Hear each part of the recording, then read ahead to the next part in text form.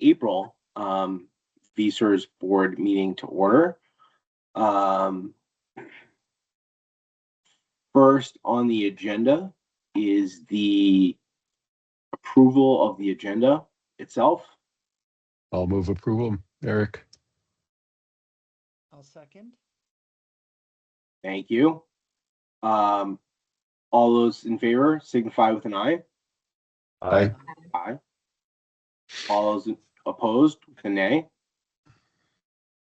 The ayes appear to have it, and the agenda is approved. So the first, we did not meet last month. First matter of business is the minutes from the prior month. So this is the minutes of the February 12th, 2026 VSERS meeting. I'll move approval.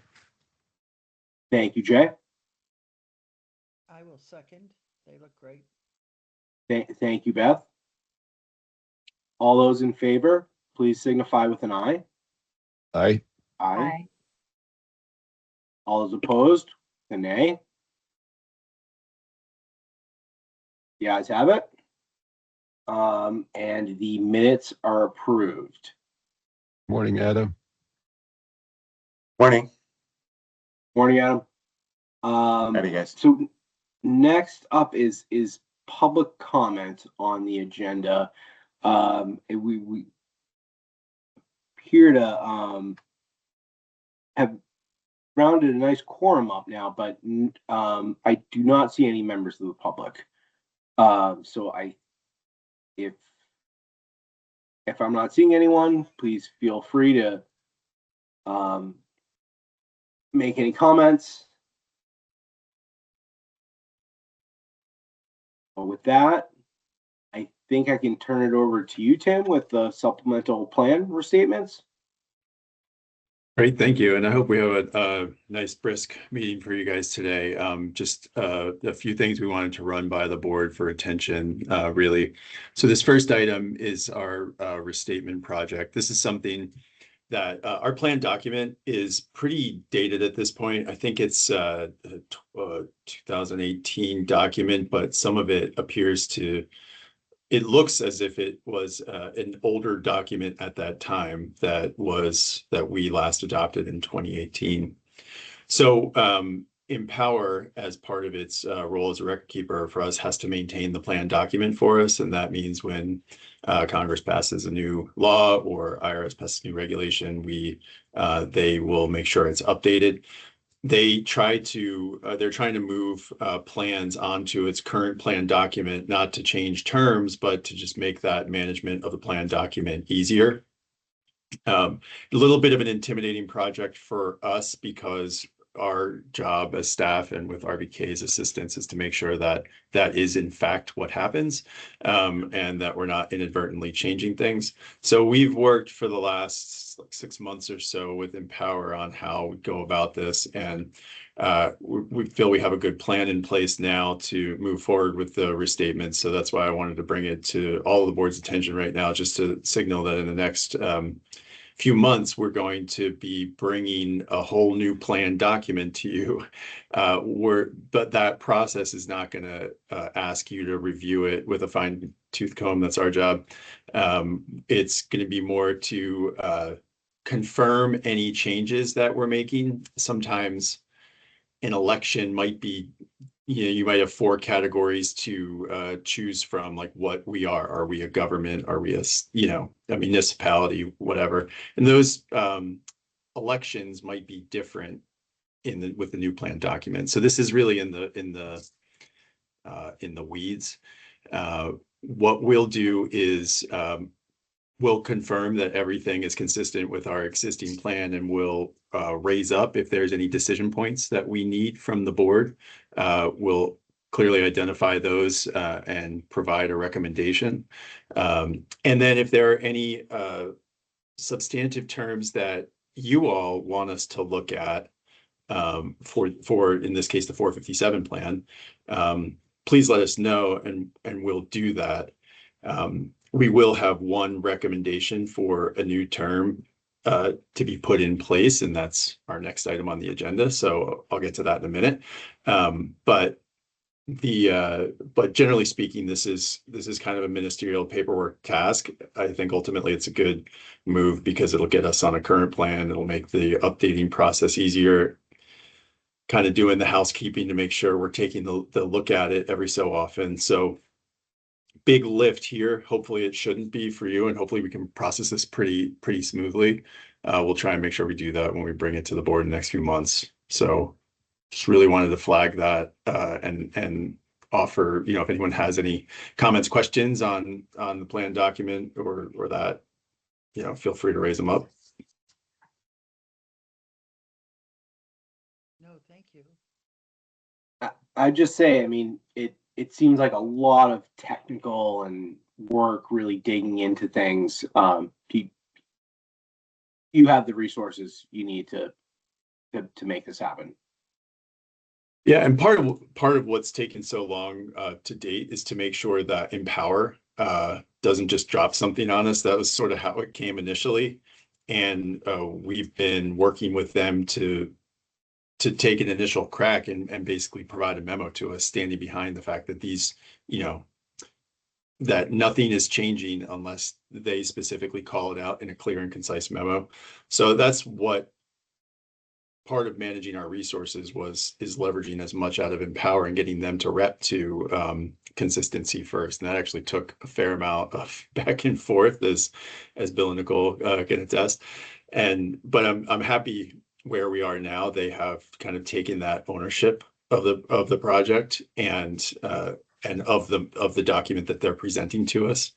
And then we have another layer of review with Sarah and RBK, who's also helping us where we have, if we have any technical questions.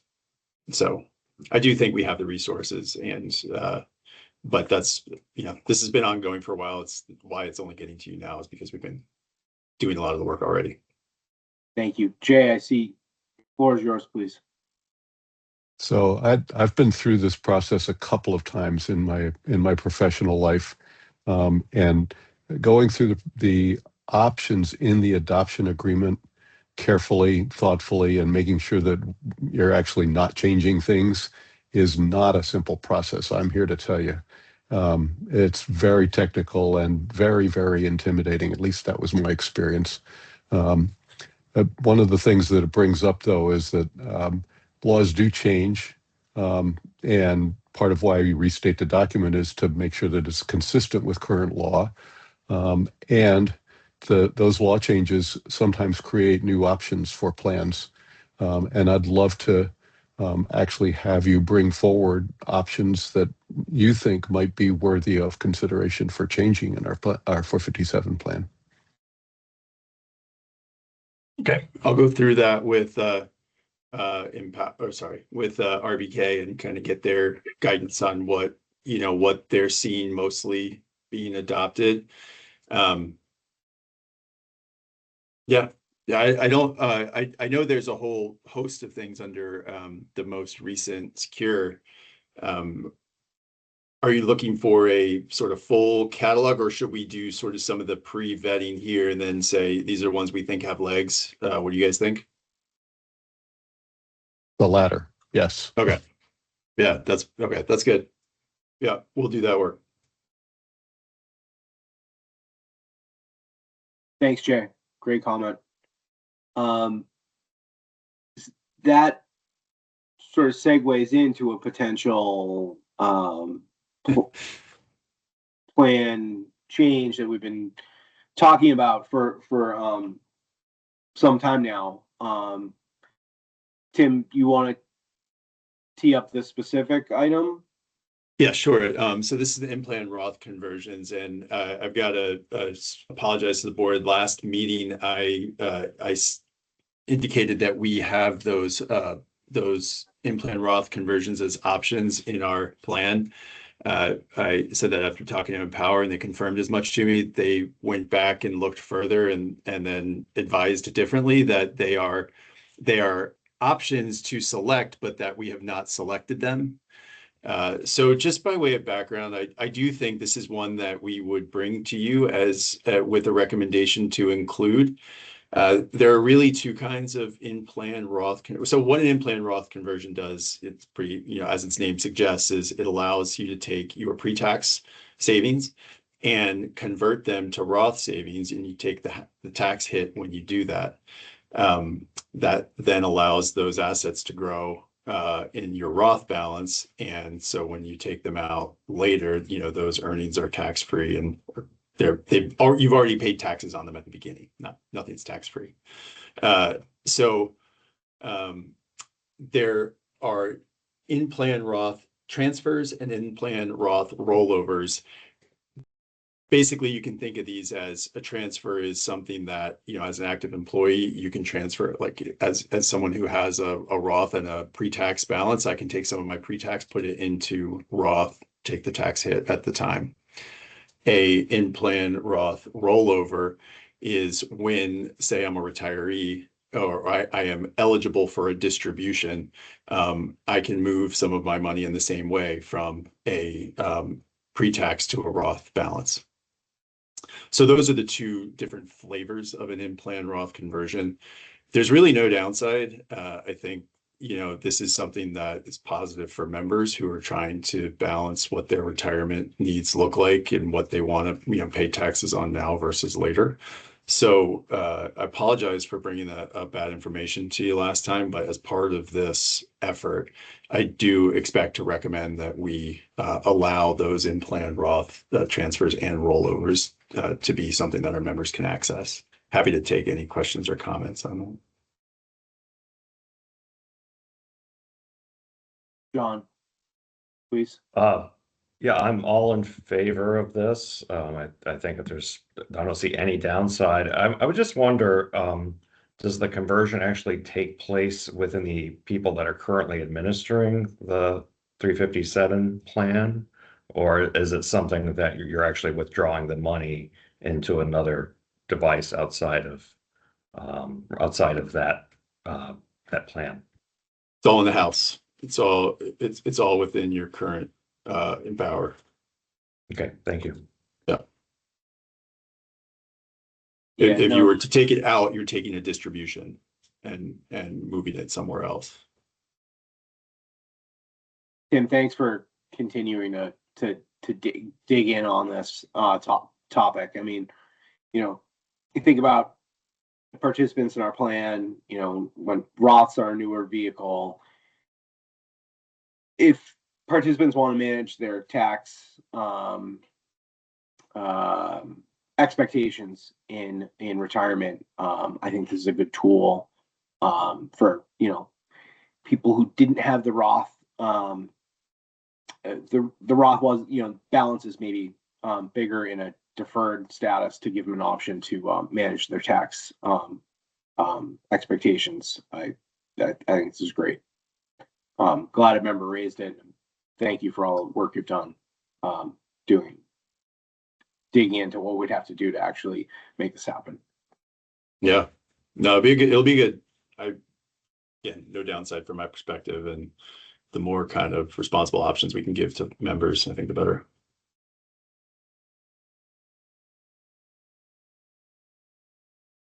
So you don't need there's no action, right? Just sort of. Yeah, I figured we'd memorialize this when we do like the restatement, and I get the board to approve that. This is more by way of, I don't want to bring a ton of stuff to you at one time, and I know about this now, so I just figured I'd flag it and see if anyone. I didn't think anyone would have any objections, but just figured put it on the radar. Appreciate it. Thank you. So with that, then the next item on our agenda is the legislative update. I assume that's going to stay with you. Sure. Yeah, I might kick it over to David for any color or follow up, but the main items that I wanted to address are in our omnibus bill, the Treasurer's Office omnibus bill. That's H567. We were successful in the House with moving all of those items through the House. With the exception of positions, I'll talk about that more in a minute, but just by way of by way of refresher, in H 567, we have the amortization task force.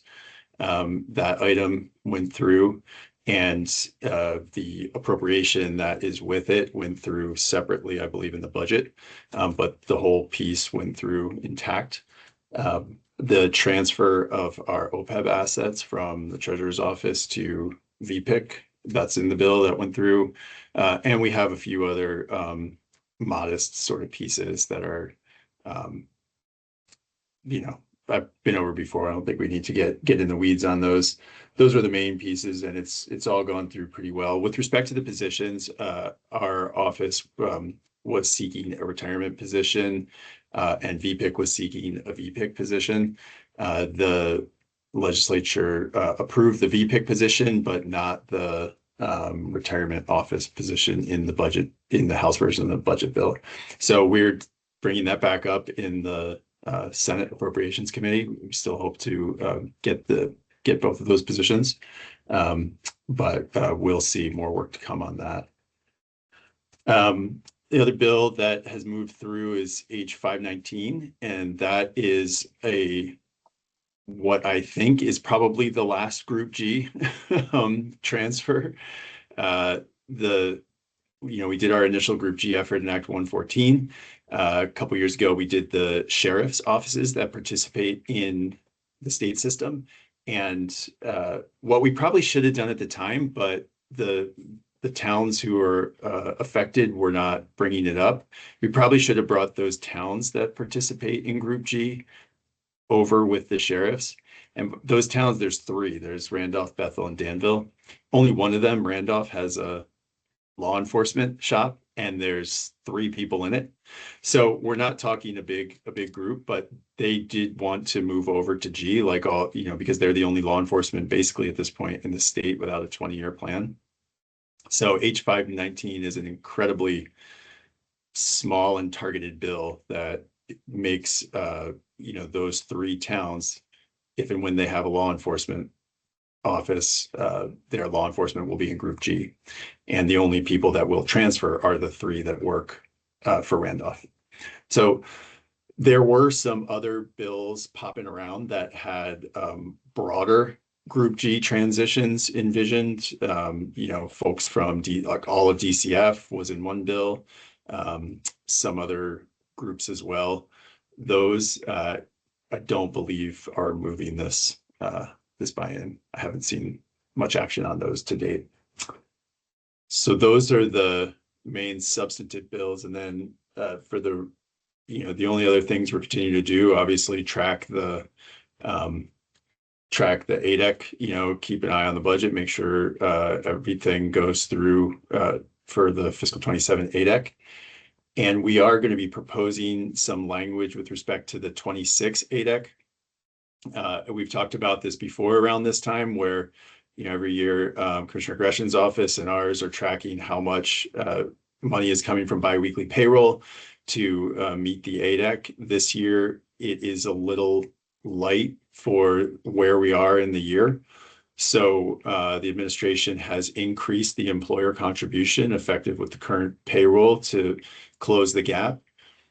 There, on the teacher side, because federal grants are falling off precipitously for schools, the legislature's created this reserve pot of funds to backfill what we would have expected from federal grants. We hope we don't need that whole pot of money, so we are recommending that the legislature just broaden the allowable use of that reserve so that it can be, right now it's only allowed to be used for the VSERS ADEC. So we're recommending that they allow another use for the VSERS ADEC if needed, just to have that little cushion at the end of the day. So I think appreciate all the work, Commissioner Gresham, from your team and everything on this. I think working well together to make sure that this amount is fully funded, but just wanted to let you folks know about it. Thank you, Tim. Or David, did I miss anything? Anything else you want to bring up? Or? No, this is a good summary. Thanks, Tim.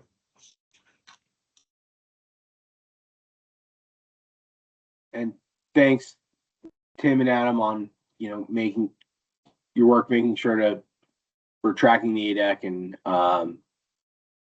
thinking about all the avenues to make sure we get there at the end of the year. So appreciate that. Thank you. And no, that's not it's not a small task. Thank you. Anything more before we move into the disability recommendations? That's all for me. Thank you. So there are two recommendations before us this month. The first, regarding SD, is a new ordinary retirement. Because these are different types, I think we should suggest we take them separately. What's the pleasure of, what are your thoughts on SD? Seems very straightforward to me, Eric. I'd move approval of the medical review board recommendation. I'd second that, Jay. With that, approval of the medical review board's recommendation regarding SD. I'm sorry, let me restate this. The motion is to approve the medical review board's recommendation for SD. All those in favor, please signify with an aye. Aye. Aye. Aye. All those opposed with a nay. The ayes appear to have it. The ayes do have it. And the disability recommendation for SD is approved. Next on the agenda is disability recommendation for MM. This is an annual review. What's any need? How do we want to move forward on this? I would move to approve the medical board's recommendation for MN. I'll second that. Second. Thank you. With that, there's a motion on the, Beth made a motion to approve, and with the second, it's on the floor. All those in favor of approving the disability recommendation for MM, please signify with an aye.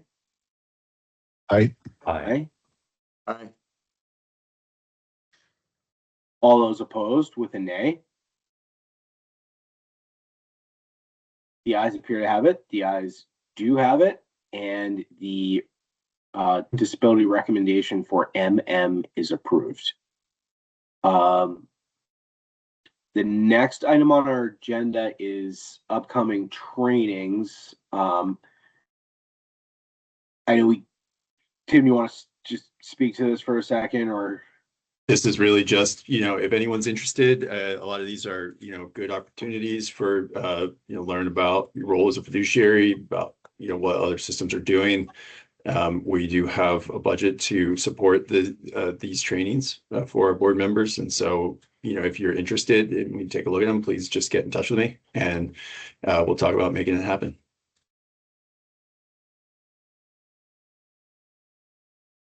Thank you. Thank you. Any other business to come before the board this month? Just a couple things. I just wanted to kind of signal where we're headed next. Next month we'll have our Empower meeting, so probably be a little longer, and kind of go over the what we've been, what we've been doing generally, quarterly process, bring RVK in. Don't expect to have the 457 plan nailed down, but we might have the restatement, but we might have some discussion on those items as an interim level. So we'll see how far we can get on that in the next month. But then really I wanted to flag June, the June meeting is going to be a real fun one. It's our experience studies that we're going to be moving we're on the 3-year cycle now, post Act 114.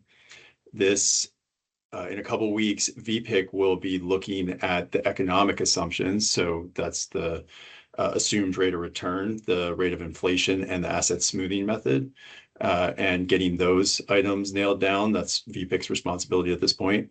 And we will then be looking at the full experience study that wraps those assumptions in, and hopefully get that wrapped up in June. I had initially thought of maybe doing it in person, but I think after talking to some folks and talking to the actuaries, it might be easiest to do that one remote and save the in-person for, maybe get on an annual trend in the fall. So that's the plan at this point. But those are really, in this world, exciting and interesting studies. So, maybe next month I'll just throw in the materials, we'll throw last experience study, so folks can look at it. And yeah, I just wanted to make sure that was on everybody's radar for what's coming next. That's And a then great idea. I like putting the last one out there as a something to build upon and review. I think that's great because it's really important. It's really complicated. Yeah.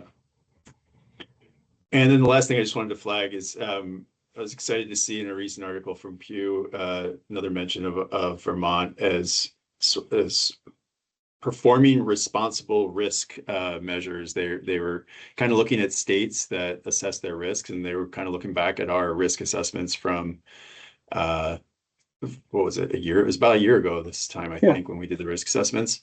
And they took note of the amortization task force that we're looking to set up to make sure we're responsibly managing, our funding plan.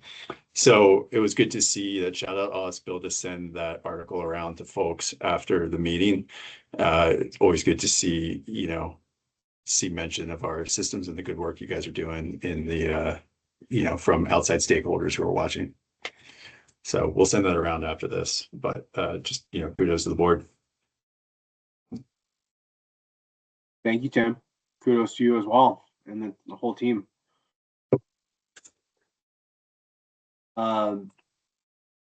Any other business to come before the board in the April meeting?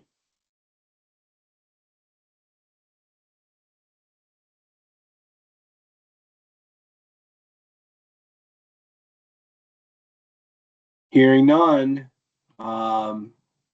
is there a motion to adjourn? So moved. Second. All right, it's non-debatable. All those in favor of adjourning the April VSERS meeting, please signify with an aye. Aye. Aye. All those opposed? The ayes appear to have it. The ayes do have it.